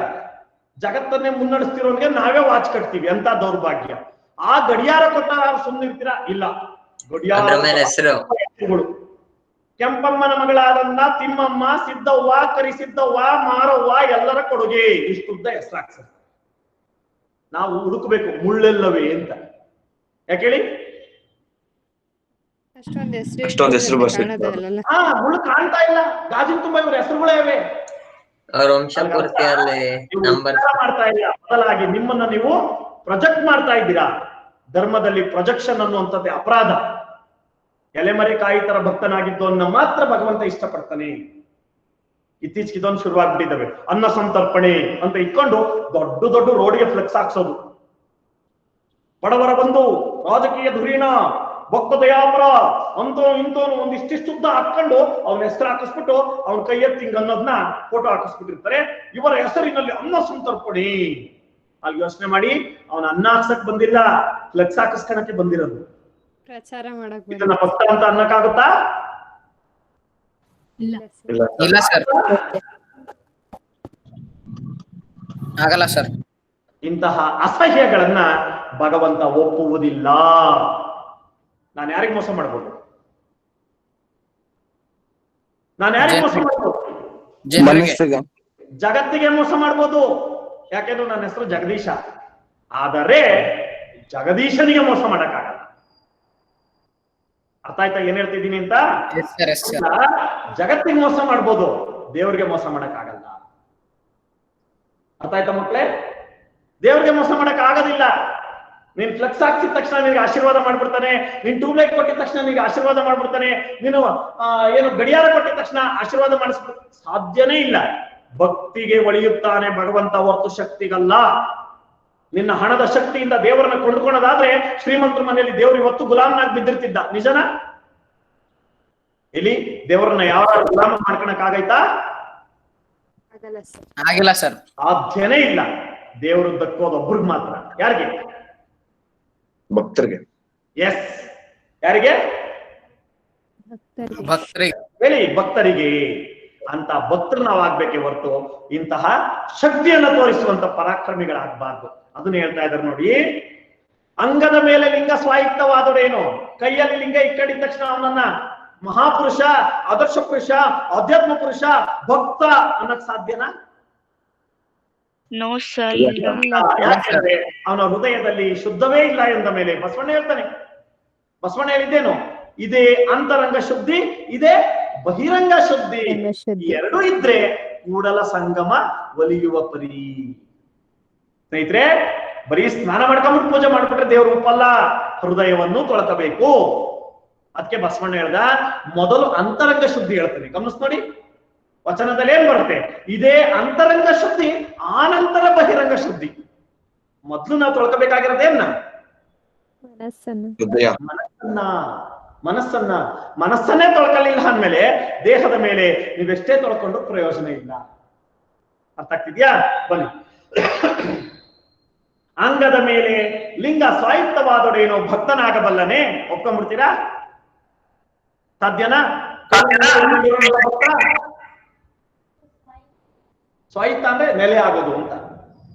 ಸ್ವಾಯತ್ತವಾಗೋದು ಅಂದ್ರೆ ನೆಲೆ ನಿಲ್ಲುವುದು, ಸ್ಥಾಪಿತವಾಗುವುದು. ಅರ್ಥ ಆಯ್ತಲ್ಲ? ಅಂಗ ಅಂದ್ರೆ ಬರೀ ಅಂಗೈ ಅಲ್ಲ, ದೇಹ ಅಂತ, ಅದು ವಿಶೇಷ. ದೇಹದ ಮೇಲೆ ಲಿಂಗ ಕುತ್ಕೊಂಡಿದೆ ಅಂದ್ರೆ ಏನರ್ಥ? ಕುತ್ತಿಗೆಗೆ ಲಿಂಗ ಕಟ್ಕೊಂತಾರಲ್ಲ, ಗೊತ್ತಾ? ಈಗೆಲ್ಲ ಕರಡಿಗೆ ಮೊದಲೆಲ್ಲ ಕೆಂಪು ವಸ್ತ್ರದಲ್ಲಿ ಲಿಂಗವನ್ನ ಕಟ್ಕೊಂತ ಇದ್ರು. ಬಸವಣ್ಣನ ಫೋಟೋಗಳನ್ನ ನೋಡಿ, ಕುತ್ತಿಗೆಯಲ್ಲಿ ಒಂದು ಕಲ್ಲಿನ ಗಾತ್ರದ ಒಂದು ವಸ್ತುವನ್ನ ಬಟ್ಟೆಯಲ್ಲಿ ಸುಟ್ಕೊಂಡು ಕುತ್ತಿಗೆ ಕಟ್ಟಿರ್ತಾರೆ. ಅದನ್ನ ಲಿಂಗ ಅಂತ ಕರಿತೀವಿ. ಅವರು ಅದನ್ನ ದೇವರು ಅಂತ ಕರೀತಾರೆ. ದೇವರನ್ನ ಕುತ್ತಿಗೆ ಕಟ್ಕೊಳೋದು ಯಾಕೆ ಅಂದ್ರೆ, ಆ ಎದೆ ಮೇಲೆ ದೇವರಿದ್ದಾಗ ನಾವು ಮಾಡೋ ಪ್ರತಿಯೊಂದು ಕೆಲಸವನ್ನು ದೇವ್ರು ನೋಡ್ತಾ ಇರ್ತಾನಂತೆ. ಹಾಗಾಗಿ ನಾವು ಯಾವ ಕೆಲಸ ಮಾಡಬಾರ್ದಂತೆ? ಕೆಟ್ಟ ಕೆಲಸ. ಯಾಕೆ ಅಂಗದ ಮೇಲೆ ಕಟ್ಕೋಬೇಕು ಅಂದ್ರೆ ದೇಹ ಪವಿತ್ರವಾಗುತ್ತೆ ಅಂತ ಅಲ್ಲ, ನಮ್ಗೊಂದು ಕಾಶನ್, ಎಚ್ಚರಿಕೆ. ಎಲೆ ಮೂರ್ಖ, ನಿನ್ ಎದೆ ಮೇಲೆ ನಾನು ಕೂತಿದ್ದೀನಿ, ನನ್ನ ನೋಡ್ಕೊಂಡು ನೀನ್ ಕಾಯಕ ಮಾಡ್ತಾ ಇದ್ಯಾ, ನೀನ್ ಮಾಡೋ ಎಲ್ಲಾ ಕೆಲಸನೂ ನಾನು ನೋಡ್ತಾ ಇದ್ದೀನಿ ಅಂದ್ಮೇಲೆ ನೀನ್ ಏನ್ ಮಾಡ್ಬಾರ್ದು? ಕೆಟ್ಟ ಕೆಲಸ ಮಾಡಬಾರ್ದು ಎಂಬ ಭಯಕ್ಕೆ ಅಂಗದ ಮೇಲೆ ಲಿಂಗವನ್ನ ಧರಿಸ್ತಾ ಇದ್ರು. ಈಗೇನ್ ಮಾಡ್ತಾರೆ? ಅಂಗದ ಮೇಲೆ ಲಿಂಗ ಧರಿಸ್ಕೊಂಡು ಮಾಡಬಾರ್ದೆಲ್ಲ ಮಾಡ್ತಾರೆ. ಅಂತವ್ರನ್ನ ನಾವು ಭಕ್ತರು ಅಂತ ಅನ್ನಕ್ ಸಾಧ್ಯನಾ? ಇಲ್ಲ ಸರ್. ಸಾಧ್ಯವೇ ಇಲ್ಲ. ನೋಡಿ ಹೇಳ್ತಾ ಇದ್ದಾರೆ. ಹಾಗಾಗಿ ಅದಕ್ಕೆ ಒಂದು ಉಪಮೆಯನ್ನ ಕೊಡ್ತಾ ಇದ್ದಾನೆ. ಎಷ್ಟು ಸುಂದರವಾಗಿ ಸಾದೃಶ್ಯವನ್ನ ಕೊಡ್ತಾ ಇದ್ದಾನೆ ಅಂದ್ರೆ, ಇಟ್ಟ ಕಲ್ಲು ಮೆಳೆಯ ಮೇಲೆ ಸಿಲುಕಿದೊಡೆ. ಇದೊಂದು ವ್ಯಂಗ್ಯ. ಇಟ್ಟ ಕಲ್ಲು ಮೆಳೆಯ ಮೇಲೆ ಸಿಲುಕಿದೊಡೆ, ಆ ಕಲ್ಲು ಲಿಂಗವೇ ಆ ಮೆಳೆ ಭಕ್ತನ ಇಟ್ಟ ತಗುರುವೆ. ಎಂಥ ಮಾತು! ಒಂದು ಬಿದಿರು ಬಿಂದು, ಒಂದು ಮೆಳೆ, ಬಿದಿರು ಮೆಳೆ ನೋಡಿದಿರಲ್ವಾ? ಹಳ್ಳಿ ಕಡೆ ಇರೋರು ಬಿದಿರು ಮೆಳೆ ಕೆಲವರು ಗೊತ್ತಿಲ್ಲ, ಗೂಗಲ್ ಅಲ್ಲಿ ಹುಡುಕಿ ಸಿಗುತ್ತೆ ನಿಮ್ಗೆ. ಬಿದಿರು ಮೆಳೆ ಹೆಂಗ್ ಬೆಳೆಯುತ್ತಪ್ಪ ಅಂದ್ರೆ, ಒಂದು 5 ಅಡಿ ವೃತ್ತಾಕಾರದಲ್ಲಿ ಸರಿಸುಮಾರು ಒಂದು 100ಕ್ಕೂ ಹೆಚ್ಚು ಬಿದಿರುಗಳು ಬೆಳೆದಿರ್ತವೆ. ಒತ್ತೊತ್ತಿಗೆ ಬೆಳೆದಿರ್ತವೆ. ಎಷ್ಟು ಮಟ್ಟಿಗೆ ಬೆಳೆದಿರ್ತಾವಪ್ಪ ಅಂದ್ರೆ, ಅಕಸ್ಮಾತ್ ಒಂದು ಕಲ್ಲು ತಾಂಡ ಬಿದಿರು ಮಳೆ ಬೀರಿದ್ರೆ ಕಲ್ಲು ಟಕ್ ಅಂತ ಹೋಗಿ ಎಲ್ಲಾರು ಒಂದ್ ಕಡೆ ಕಚ್ಕೊಂಡ್ಬಿಡುತ್ತೆ. ಅಷ್ಟು ಒತ್ತೊತ್ತಿಗೆ ಬೆಳೆದಿರುತ್ತೆ. ಅರ್ಥ ಆಗ್ತಿದ್ಯಾ? ಅದಕ್ಕೆ ಹೇಳ್ತಾ ಇದ್ದಾರೆ, ಯಾವನೋ ಒಬ್ಬ ಅಯೋಗ್ಯ ಯಾವ್ದೋ ಉದ್ದೇಶಕ್ಕೆ ಒಂದು ಕಲ್ಲು ಎಷ್ಟ್ ಕಲ್ಲು ಹೋಗಿ ಬಿದಿರು ಮಳೆಗೆ ಸಿಗಾಕೊಂಡ್ಬಿಡ್ತು. ಸಾದೃಶ್ಯ ನೋಡಿ ಎಷ್ಟು ಚೆನ್ನಾಗಿ ಕೊಡ್ತಾ ಇದ್ದಾರೆ ವ್ಯಂಗ್ಯಾತ್ಮಕವಾಗಿ. ಎಷ್ಟಿದ್ದಂತ ಕಲ್ಲು ಹೋಗಿ ಬಿದಿರು ಮಳೆಗೆ ಸಿಗಾಕೊಂಡ್ಕೊಂಡಿದ ತಕ್ಷಣ ಆ ಬಿದಿರು ಭಕ್ತ, ಎಷ್ಟಿರೋನೆ ಗುರು, ಆ ಕಲ್ಲೇ ಲಿಂಗ ಅನ್ಕೊಳಕ್ ಸಾಧ್ಯನಾ? ಯಾಕೆಂದ್ರೆ ಜಂಗಮರಲ್ಲಿ 3 ವಿಧ ಇದೆ: ಗುರು, ಲಿಂಗ, ಜಂಗಮ. ಗುರು ಅಂದ್ರೆ ಯಾರಪ್ಪ? ಲಿಂಗ ದೀಕ್ಷೆಯನ್ನು ಮಾಡುವವನು. ಲಿಂಗ ಅಂದ್ರೆ ಯಾರಪ್ಪ? ಸಾಕ್ಷಾತ್ ದೇವರು. ಜಂಗಮ ಅಂದ್ರೆ ಯಾರಪ್ಪ? ಗುರುವಿನಿಂದ ಲಿಂಗವನ್ನ ಪಡೆದುಕೊಂಡು ಧರಿಸುವವನು ಜಂಗಮ. ಈ ಗುರು, ಲಿಂಗ, ಜಂಗಮ ತ್ರಿವಿಧಗಳು ಗೊತ್ತಲ್ಲ? ಗುರು, ಲಿಂಗ, ಜಂಗಮ. ಅರ್ಥ ಆಯ್ತಲ್ಲ? ಹಾಗಾಗಿ ಆ ಮೆಳೆಯಲ್ಲಿ ಕಲ್ಸಿಗಾಕಂತು ಅಂದ್ರೆ ಆ ಮೆಳೆ ಏನಾಗ್ಬೇಕು? ಭಕ್ತನಾಗ್ಬೇಕು ಅಂದ್ರೆ ಜಂಗಮ. ಆ ಕಲ್ಲೇನಾಗ್ಬೇಕು? ಲಿಂಗ ಆಗ್ಬೇಕು. ಆ ಎಸ್ತಿನ ವ್ಯಕ್ತಿ ಏನಾಗ್ಬೇಕು?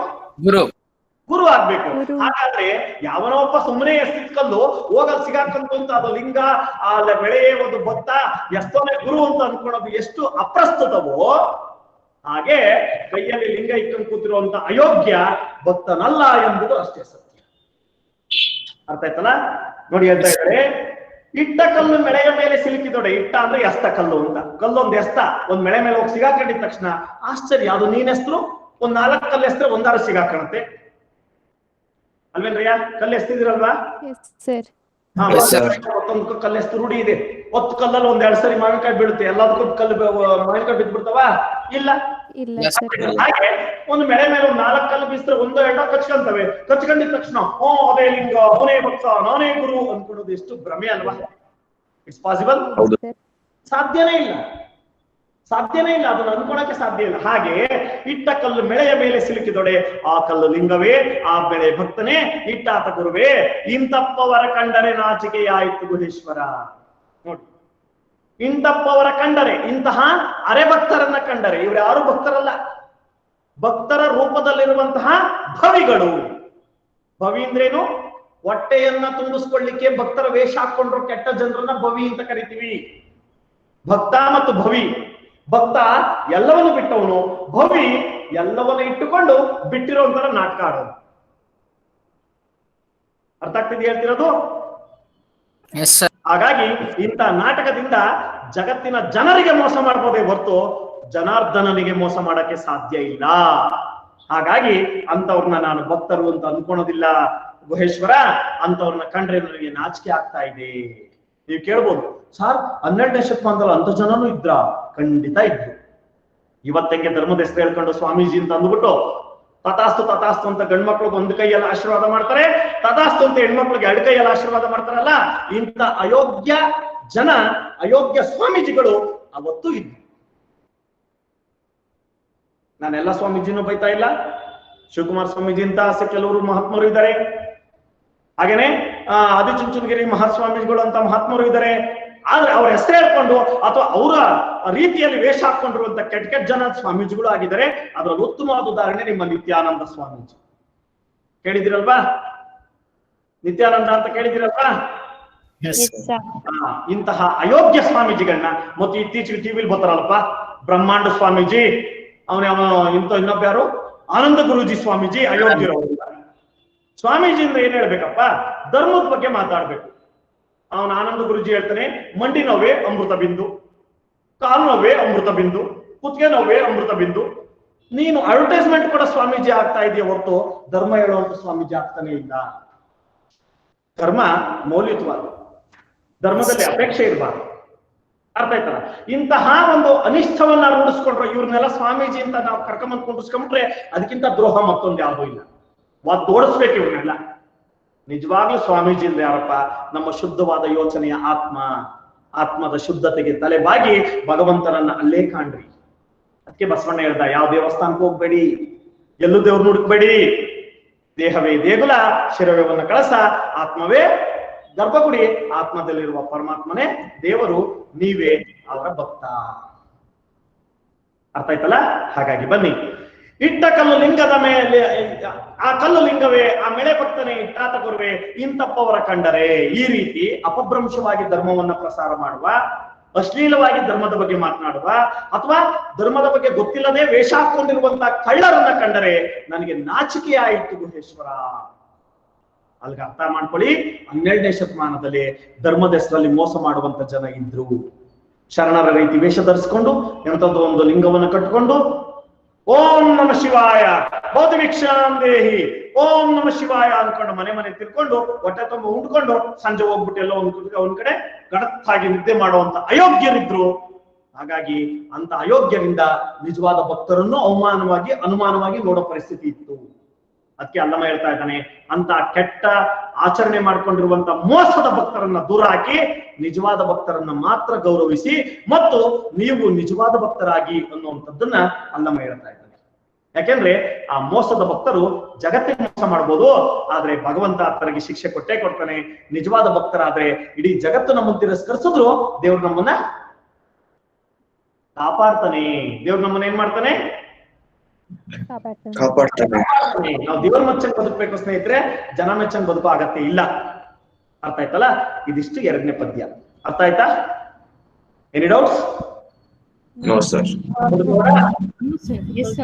ಬನ್ನಿ, ಇನ್ನೊಂದು ನಿಮಿಷ ಇದೆ, ಮುಂದಕ್ಕೆ ಹೋಗ್ಬಿಡೋಣ. ನಾ ದೇವನಲ್ಲದೆ ನೀ ದೇವನೇ, ನೀ ದೇವನಾದಡೆ ಎನ್ನನೇಕೆ ಸಲಹೆ, ಆರೇ ಇದು ಒಂದು ಕುಡಕೆ ಉದಕವ ನೆರವೇ, ಹಸಿದಾಗ ಒಂದು ತುತ್ತು ಹೋಗರವ ನಿಕ್ಕುವೆ, ನಾ ದೇವ ಕಾಣ ಗುಹೇಶ್ವರ. ಎಂಥ ಪ್ರಶ್ನೆ, ಎಂಥ ಪ್ರಶ್ನೆ ನೋಡಿ. ನಾ ದೇವನಲ್ಲದೆ ನೀ ದೇವನೇ, ದೇವರಿಗೆ ಪ್ರಶ್ನೆ. ಅದಕ್ಕೆ ಹೇಳ್ತಾ ಇದೀವಿ, ದೇವರ ಎದುರುಗಡೆ ಧೈರ್ಯವಾಗಿ ಮಾತಾಡೋನೇ ನಿಜವಾದ ಭಕ್ತನಾಗಿರ್ತಾನೆ. ದೇವರಿಗೆ ಎದುರ್ಕೊಳ್ಳೋನು ಭಕ್ತರ ರೂಪದ ಒಬ್ಬ ಕಳ್ಳನಾಗಿರ್ತಾನೆ. ಯಾಕೆಂದ್ರೆ ಅವನಿಗೆ ಭಯ, ನಾನು ಏನ್ ಮಾಡ್ತಿದ್ದೀನೋ, ದೇವರೇ ಕಣ್ಕುಬಿಡ್ತಾನೋ ಅಂತ. ಭಕ್ತನಿಗೆ ಭಯ ಇಲ್ಲ, ಯಾಕೆಂದ್ರೆ ಭಕ್ತ ಮತ್ತು ದೇವರು ಒಂದೇ. ದೇವರನ್ನ ಬೈಯುವ, ಏನ್ ದೇವ್ರು ನೀನು, ಯಾವ ಸೀಮೆ ದೇವ್ರು ನೀನು, ನಿನ್ನ ಪೂಜೆ ಮಾಡಿ ಮಾಡಿ ಮಾಡಿ ನಾನು ಹಾಳಾಗೋದೆ, ಈ ರೀತಿ ಇರಕ್ಕೆ ನೀನು ಒಬ್ಬ ದೇವರ, ನೀನು ಕಲ್ಲು ಅಂತ ಬೈಯುವ ಅಧಿಕಾರ ಯಾರಿಗಿದೆ? ಭಕ್ತನಿಗೆ ಮಾತ್ರ ಆ ಧೈರ್ಯ ಇದೆ. ಯಾಕೆ ಹೇಳಿ? ಭಕ್ತ ನಂಬಿರ್ತಾನೆ.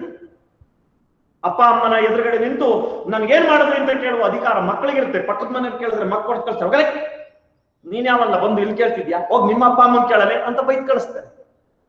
ಹಾಗೆ ದೇವರನ್ನ ತಂದೆಯ ಅಥವಾ ದೇವರನ್ನೇ ತಾಯಿಯಿಂದ ತಿಳ್ಕೊಂಡಿರುವಂತ ನಿಜವಾದ ಭಕ್ತ ದೇವ್ರ ಮೇಲೆ ಜಗಳ ಮಾಡ್ತಾನೆ. ಅಧಿಕಾರ ಇದೆ ಅವನಿಗೆ. ತನ್ನ ತಂದೆಯನ್ನ ಪ್ರಶ್ನೆ ಮಾಡ್ತಾ ಇದ್ದಾನೆ. ತಂದೆ ಅಂದ್ರೆ ಅವ್ರು ದೇವರು ಅಂತ ಅಷ್ಟೇ, ಇಲ್ಲಿ ನಾಟ್ ಎ ಫಾದರ್. ತನ್ನ ಆರಾಧ್ಯ ದೈವವಾಗಿರುವ ತಂದೆಯನ್ನ ಪ್ರಶ್ನೆ ಮಾಡ್ತಾನೆ. ದೇವರೇ ಯಾಕೆ ಹಿಂಗ್ ಮಾಡಿದೆ ನೀನು, ಯಾಕೆ ಈ ತರ ಮಾಡ್ತಾ ಇದೆಯಾ ಅಂತ ಪ್ರಶ್ನೆ ಮಾಡುವಂತ ನಿರ್ಮಲವಾದ ಅಧಿಕಾರ ಅದೇ ನಿರ್ಮಲವಾದ ಭಕ್ತನಿಗೆ ಮಾತ್ರ ಇರುತ್ತೆ. ಆದ್ರೆ ಭಕ್ತನ ವೇಷದಲ್ಲಿರೋನು ಗರ್ಭಗುಡಿ ಒಳಗೆ ಹೋಗೋದಿರ್ಲಿ, ದೇವಸ್ಥಾನಕ್ಕೆ ಹೋಗೋಕೆ ಎದುರ್ಕಂತಾನೆ. ಯಾಕೆ? ದೇವ್ರನ್ನ ನೇರವಾಗಿ ನೋಡಕ್ಕೆ ಭಯ ಪಡ್ತಾನೆ. ಯಾಕೆಂದ್ರೆ ತಾನು ಮಾಡ್ತಿರೋ ಸುಳ್ಳು ಅನ್ನೋದು, ಮೋಸ ಅನ್ನೋದು ಆ ಭಕ್ತನಿಗೆ ಗೊತ್ತು. ಆ ಭಕ್ತನ ರೂಪದಲ್ಲಿ ಇರುವಂತ ವ್ಯಕ್ತಿಗೆ ಗೊತ್ತು. ಯಪ್ಪ ನಾನು ಮೋಸ ಮಾಡ್ಕೊಂಡು ವೇಷ ಹಾಕೊಂಡು ದೇವ್ರ ಭಕ್ತನ ತರ ಇದ್ದೀನಿ, ದೇವ್ರು ನನಗೆ ಕೆಟ್ಟದ್ ಮಾಡ್ತಾನೆ ಅನ್ನೋ ಭಯ ಆಗಿದೆ. ಆದ್ರೆ ಅಂತ ಯಾವ ಅಳುಕು ಇಲ್ಲದೆ ನೇರವಾಗಿ ದೇವರನ್ನ ಮುಟ್ಟುವ ಮತ್ತು ದೇವರನ್ನ ಪ್ರಶ್ನೆ ಮಾಡುವ ಅಧಿಕಾರ ನಿಜವಾದ ಭಕ್ತರಿಗಿರುತ್ತೆ. ಅದಕ್ಕೆ ಹೇಳ್ತಾ ಇದ್ದೇನೆ, ನಾನೊಬ್ಬ ನಿಜವಾದ ಭಕ್ತನಾಗಿದ್ದೀನಿ ಅನ್ನೋದಾದ್ರೆ ನಿನ್ನ ನಾನು ಪ್ರಶ್ನೆ ಮಾಡ್ತೀನಿ. You are not a god, I am god. Sir ಏನ್ ಸರ್ ಹಿಂಗ್ ಅಂದ್ಬಿಟ್ರಿ ಉಪೇಂದ್ರ ಅಂತಾರ? ಹೌದು. ಹೇಗೆ ನೋಡಿ, ನಾ ದೇವನಲ್ಲದೆ ನೀ ದೇವನೇ, ನಾನು ದೇವರಲ್ಲದೆ ನೀನ್ ದೇವರಾಗಕ್ಕೆ ಸಾಧ್ಯವೇ ಶಿವ? ಭೂಮಿಯ ಮೇಲೆ ನಾನ್ ದೇವರ ನೀನ್ ದೇವರ ಅಂತ ಚಾಲೆಂಜ್ ಮಾಡ್ಬಿಟ್ರೆ ನಾನೇ ದೇವರು ಅಂತ. ಯಾರು? ಅಲ್ಲಮ್ಮ. ಸರ್ ಏನ್ ಸರ್ ಇದು ದೇವ್ರನ್ನ ಈ ತರ ಅನ್ನೋದು ಅಹಂಕಾರ ಅಲ್ವಾ? ಅಹಂಕಾರ ಅಲ್ಲ, ಇದು ಅಹಂಕಾರ ಅಲ್ಲ, ಭಕ್ತಿಯ ಪರಾಕಾಷ್ಠೆ. ನಿಜವಾದ ಭಕ್ತನಲ್ಲಿರುವ ಛಲ. ಹೆಂಗೆ ಸರ್? ಹೇಳ್ತಾ ಇದ್ದಾನೆ, ನೀ ದೇವನಾದೊಡೆ ಎನ್ನನೇಕೆ ಸಲಹೆ. ಪ್ರಶ್ನೆ. ಹೌದು, ಹಾಗಾದ್ರೆ ಒಪ್ಕೊಂಡ್ಬಿಡ್ತೀನಿ, ನೀನೇ ದೇವರು. ನೀನೇ ದೇವರು ಅನ್ನೋದಾದ್ರೆ ದೇವ್ರ ಕೆಲಸ ಏನಪ್ಪಾ ಹೇಳಿ? ಚೆನ್ನಾಗಿ ನೋಡ್ಕೊಳ್ಳೋದು ಅನ್ನೋದಕ್ಕಿಂತ ಒಳ್ಳೆ ಪದ ಯಾವುದು? ಕಾಪಾಡೋದು. ಕಾಪಾಡೋದು. ದೇವ್ರ ಕೆಲಸ ಏನು? ಜನರನ್ನು ಕಾಪಾಡೋದು ಅಷ್ಟೇ ಅಲ್ವಾ? ಬೇರೆ ಏನಾದ್ರು ಕೆಲಸ ಕೊಟ್ಟಿದೀವ ಅವನ್ಗೆ? ನಮಗ್ ಕಾಪಾಡಪ್ಪ. ಅರ್ಥ ಆಯ್ತೇನ್ರಿ? ಕಾಪಾಡು ಶ್ರೀ ಸತ್ಯನಾರಾಯಣ ಪನ್ನಗ ಶಯನ ಪಾವನ ಚರಣ, ಪನ್ನಗ ಶಯನ ಪಾವನ ಚರಣ, ನಂಬಿದೆ ನಿನ್ನ ಕಾಪಾಡು ಶ್ರೀ ಸತ್ಯನಾರಾಯಣ. ನಾವು ದೇವ್ರನ್ನ ಯಾಕೆ ನಂಬ್ತೀವಿ?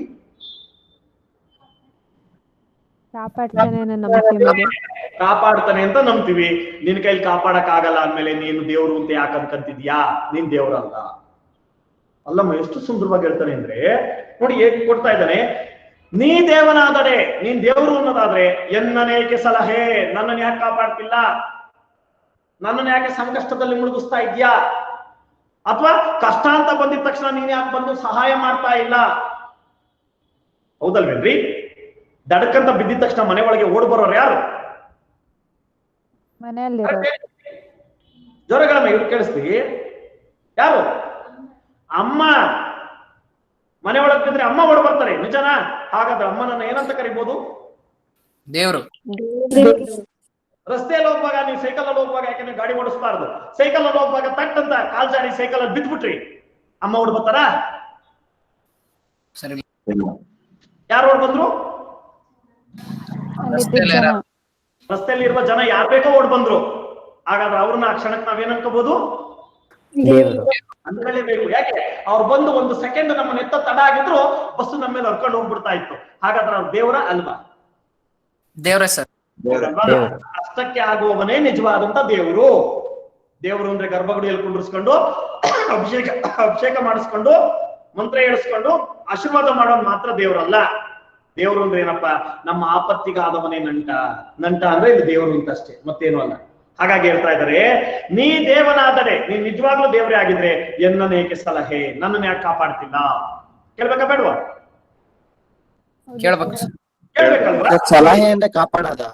ಏನಪ್ಪಾ ಸರ್ ಸಲಹೆ ಅಂದ್ರೆ ಕಾಪಾಡದ. ಸಲಹು ಅಂದ್ರೆ ಕಾಪಾಡು. ನಿನ್ಗೆ ಅದು ಗೊತ್ತಾಗ್ತಿಲ್ವಾ? ಸಲಹು ಕಾಪಾಡು, ನಮ್ಮನ್ನು ಉದ್ಧರಿಸು, ಸಾಕು.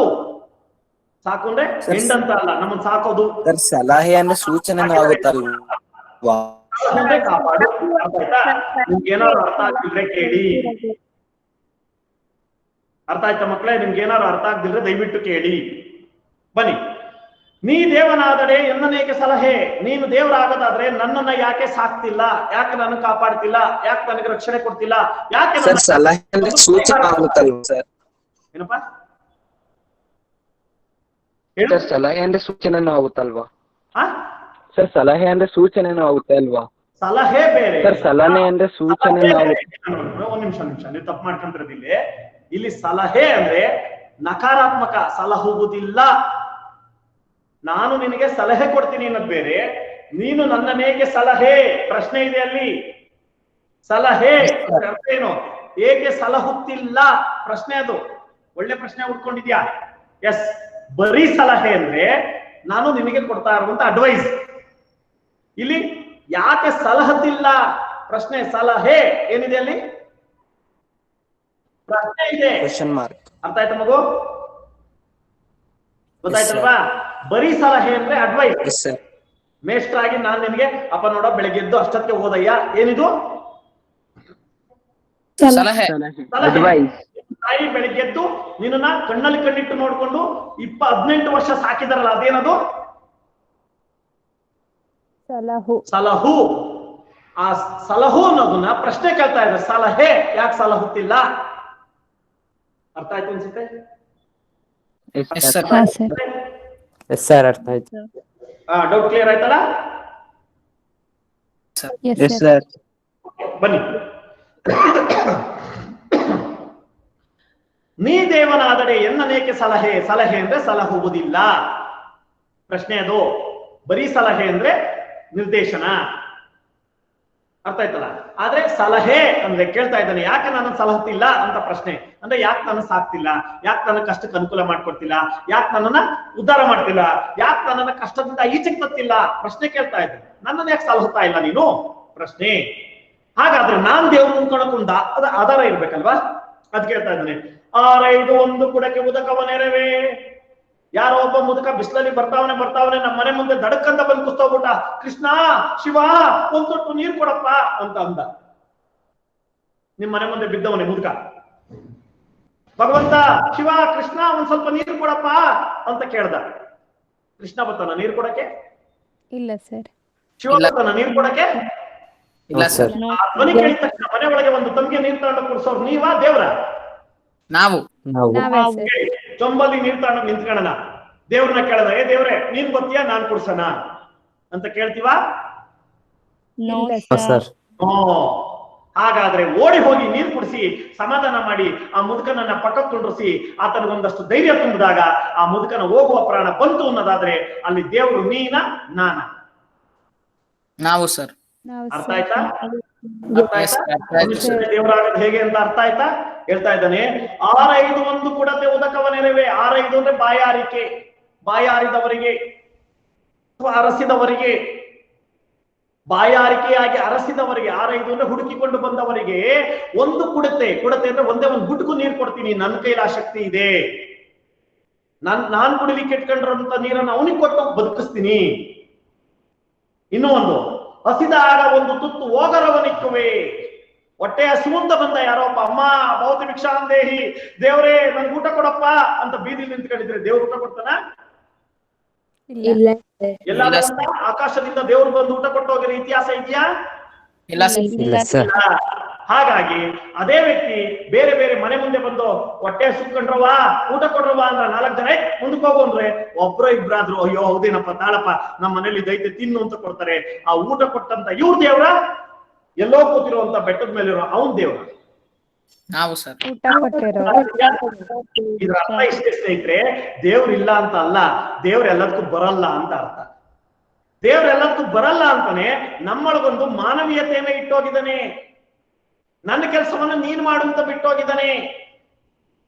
ರಸ್ತೆಯಲ್ಲಿ ಯಾರೋ ಬಿದ್ದಿದ ತಕ್ಷಣ ಹೋಗಿ ಎತ್ತಿ ಅವನನ್ನ ಆಂಬುಲೆನ್ಸ್ಗೆ ಹಾಕಿ ಆಸ್ಪತ್ರೆಗೆ ಸೇರಿಸ್ತೀವಿ. ಯಾರೋ ಒಬ್ಬ ಬಡವ ಬಂದಿದ ತಕ್ಷಣ ಅವನನ್ನ ಕರೆದು ಊಟ ಕೊಡಿಸ್ತೀವಿ. ಹೊರದೋಗಿರೋ ಬಟ್ಟೆ ಹಾಕೊಂಡ್ರೆ ವ್ಯಕ್ತಿ ಕಂಡಿದ ತಕ್ಷಣ ಕರ್ಕೊಂಡೋಗಿ ಅವನಿಗೆ ನಮ್ಮನೇಲಿರುವಂತ ಹಳೆ ಬಟ್ಟೆಯನ್ನು ಕೊಡಿಸಿ ಅಥವಾ ಉಡಿಸಿ ಅವನಿಗೆ ಮರ್ಯಾದೆಯನ್ನು ಮುಚ್ಚುತ್ತೀವಿ. ಅರ್ಥ ಆಗ್ತಿದೆ ಹೇಳ್ತಿರೋದು? ಸರ್ ಅರ್ಥ ಆಯ್ತು. ಇದರ ಕೆಲಸ ಮಾಡ್ತಿರೋದು ನಾವಲ್ಲ, ಅವನು ನಮ್ಮೊಳಗೆ ಕುತ್ಕೊಂಡು ಮಾಡಿಸ್ತಾ ಇದ್ದಾನೆ. ಅವನು ನಮ್ಮೊಳಗೆ ಕುತ್ಕೊಂಡು ಮಾಡಿಸ್ತಾ ಇದ್ದಾನೆ. ಆದ್ರೆ ಇಲ್ಲಿ ವಿಚಾರ ಇಷ್ಟೇ, ನಮ್ಮ ಅಲ್ಲಮ್ಮ ಹೇಳ್ತಿರೋದು, ಮನುಷ್ಯ ಪವಿತ್ರವಾದ ಜನ್ಮದಲ್ಲಿ ಹುಟ್ಟಿದ್ಯಾ, ನೀನೇ ದೇವರಾಗು. ನೀನೇ ದೇವರಾಗು ಅಂದ್ರೆ ನಿತ್ಯಾನಂತರ ಅಲ್ಲು ಬಿಟ್ಕೊಂಡು ಕಿರೀಟ ಇಟ್ಕೊಂಡು ಯಾವ್ದೋ ಒಂದು ದ್ವೀಪದಲ್ಲಿ ಕುತ್ಕೊಂಡು ಎಲ್ಲರಿಗೂ ಎಕ್ಕುಸ್ತಗಳಿಗೆ ಆಶೀರ್ವಾದ ಮಾಡೋ ದೇವರಲ್ಲ. ಹೃದಯದಲ್ಲಿ ಪ್ರೀತಿ, ವಿಶ್ವಾಸ, ಅನುಕಂಪ, ನಂಬಿಕೆಯನ್ನು ತುಂಬಿಕೊಂಡು ಬಡವರ ಬಗ್ಗೆ ಅಪಾರವಾದ ವಿಶ್ವಾಸವನ್ನ ಇಟ್ಟು ಅವ್ರನ್ನ ಕಾಪಾಡುವಂತಹ ಒಂದು ಶಕ್ತಿ ಆದಾಗ ಜನರ ದೃಷ್ಟಿಯಲ್ಲಿ ನೀನ್ ದೇವರಾಗ್ತೀಯಾ? ಅಲ್ಲಮ್ಮ ಹೇಳ್ತಾ ಇದ್ದಾನೆ, ಮನುಷ್ಯನೇ ದೇವರಾಗ್ಲಿಕ್ಕೆ ಸಾಧ್ಯ ಇದೆ. ಜಗತ್ತಲ್ಲಿರುವ ಪ್ರತಿಯೊಬ್ಬ ಮನುಷ್ಯರು ದೇವ್ರ ತರ ಬದುಕ್ಬಿಟ್ರೆ ಮೇಲಿರುವ ದೇವರಿಗೆ ಕೆಲಸನೇ ಇರಲ್ಲ. ಒಪ್ಕೊಂತೀರಾ ಇಲ್ವಾ? ಹೌದು ಸರ್. ಒಪ್ಕೊಂತೀರಾ? ಹೌದು ಸರ್. ಅಲ್ಲಮ್ಮ ಯಾಕೆ ದೊಡ್ಡ ವ್ಯಕ್ತಿ ಆಗ್ತಾನೆ ಅಂದ್ರೆ, ಅಲ್ಲಮ್ಮ ತನ್ನಂತಾನ್ ಗ್ರೇಟ್ ಅಂತ ಹೇಳ್ಕೊಳಲ್ಲ, ಜಗತ್ತನ್ನೇ ಗ್ರೇಟ್ ಮಾಡಕೊಳ್ತಾವೆ. ಪ್ರತಿಯೊಬ್ಬರು ಹಿಂಗಾಗಿ, ಪ್ರತಿಯೊಬ್ಬರು ಹೃದಯಾತ್ಮಕವಾಗಿ ಮನುಷ್ಯರಿಗೆ ಸ್ಪಂದಿಸುವಂತವರಾಗಿ ನಿಮ್ಮ ಆತ್ಮಗಳನ್ನ ಕರುಣೆಯಲ್ಲಿ ತುಂಬಿಕೊಳ್ಳಿ. ನಿಮ್ಮ ಆತ್ಮದಲ್ಲಿರುವ ಕೆಟ್ಟದ್ದನ್ನ ಕಿತ್ತೆಸ್ತು ಭಗವಂತನನ್ನು ಸ್ಥಾಪಿಸ್ಕೊಳ್ಳಿ. ಎಲ್ಲಾ ರೀತಿ ಕಷ್ಟಕ್ಕೆ ಸ್ಪಂದಿಸಿ ನಿಮ್ಮ ಎದುರುಗಡೆ ಇರುವ ಪ್ರತಿಯೊಬ್ಬ ಮನುಷ್ಯರಿಗೂ ಸಹಾಯ ಮಾಡಿ. ಆಗ ನೀವೇ ಅವರ ದೃಷ್ಟಿಯಲ್ಲಿ ಏನಾಗ್ತೀರಾ? ದೇವರಾಗೋದು ಅಂದ್ರೆ ಗೊತ್ತಲ್ಲ ಮಕ್ಕಳೇ, ದೇವಾಲಯದಲ್ಲಿ ಕುತ್ಕೊಳ್ಳೋದು ಅಂತ ಅಲ್ಲ. ಇವತ್ತು ಮಹಾತ್ಮ ಗಾಂಧಿ ದೇವರಾಗ್ಲಿಲ್ವೇ? ಸುಭಾಷ್ ಚಂದ್ರ ಬೋಸ್ ದೇವರಾಗ್ಲಿಲ್ವೇ? ಭಗತ್ ಸಿಂಗ್ ದೇವರಾಗ್ಲಿಲ್ವೇ? ಅಂಬೇಡ್ಕರ್ ದೇವರಾಗ್ಲಿಲ್ವೇ? ಬುದ್ಧ ಮಹಾವೀರ ದೇವರಾಗ್ಲಿಲ್ವೇ? ಅಶೋಕ ದೇವರಾಗ್ಲಿಲ್ವೇ? ಅರ್ಥ ಆಗ್ತಿದೆ ಹೇಳ್ತಿರೋದು? ಮದರ್ ತೆರೇಸಾ ದೇವರಾಗ್ಲಿಲ್ವೇ? ಇವತ್ತು ಎಷ್ಟೋ ಬಡ ಮಕ್ಕಳಿಗೆ ಸುಧಾಮೂರ್ತಿ ದೇವರಾಗ್ಲಿಲ್ವೇ? ಸುಧಾಮೂರ್ತಿ ಗೊತ್ತಲ್ಲ, ಇನ್ಫೋಸಿಸ್ ನಾರಾಯಣ ಸ್ವಾಮಿ ಅವರ ಹೆಂಡತಿ ಸುಧಾಮೂರ್ತಿ ಗೊತ್ತಿದೆ ಅಲ್ವಾ? ಗೊತ್ತಿರೋರಿಗೆ ಗೊತ್ತಿದೆ ಅಲ್ವಾ? ಅವ್ರೇನ್ ಮಾಡ್ತಾ ಇದ್ದಾರೆ?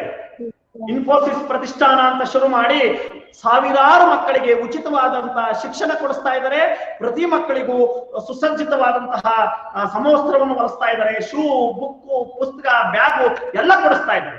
ಸಾವಿರಾರು ಮಕ್ಕಳು ಅವ್ರ ಹೆಸರು ಹೇಳ್ಕೊಂಡು ₹1 ಖರ್ಚಿಲ್ಲದಂಗೆ ವಿದ್ಯಾಭ್ಯಾಸ ಮಾಡ್ತಾ ಇದ್ದಾರೆ. ಅಂದ ಮೇಲೆ ಸುಧಾಮೂರ್ತಿ ಅವರು ಆ ಮಕ್ಕಳ ದೃಷ್ಟಿಯಲ್ಲಿ ದೇವರಾಗ್ಲಿಲ್ವೇ? ಯಾಕಾಗಲ್ಲ ನಾವು ದೇವರಾಗಕ್ಕೆ? ಒಳ್ಳೆ ಪಾಠ ಮಾಡಿದ್ರೆ ಒಬ್ಬ ಮೇಷ್ಟ್ರು ಮಕ್ಕಳ ದೃಷ್ಟಿಯಲ್ಲಿ ದೇವರಾಗೋದಿಲ್ವೇ?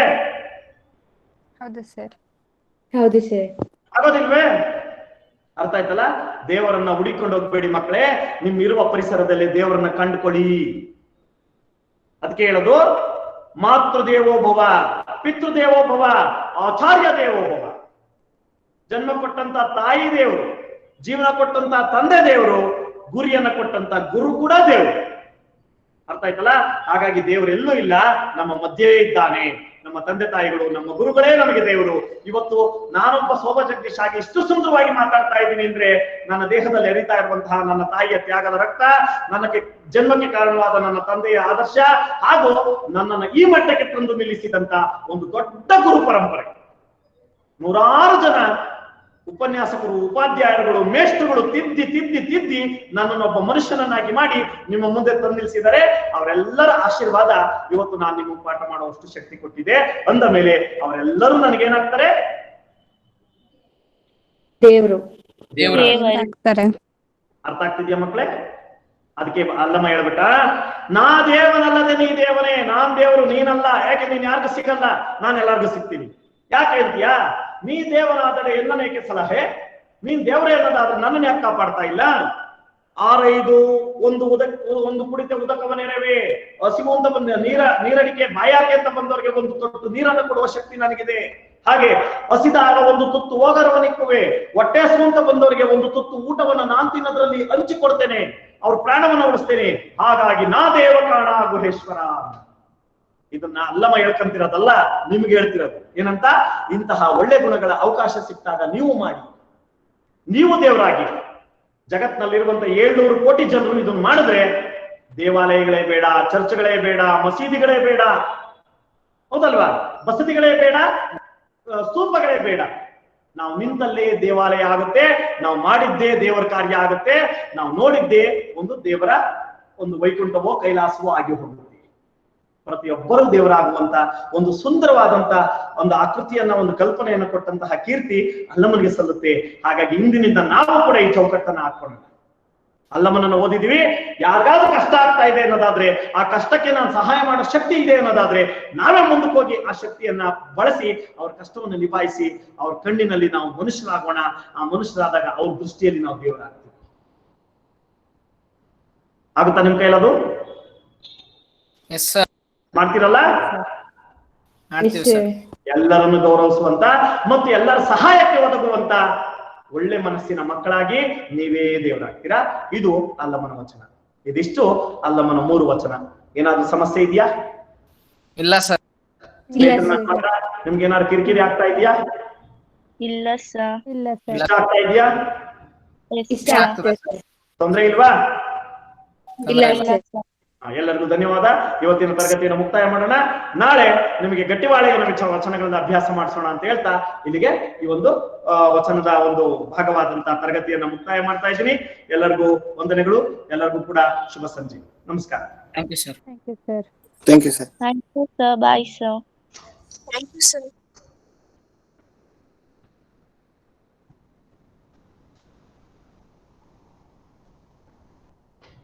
ಆಫ್ ಮಾಡಬೇಕು ಗೊತ್ತಾ?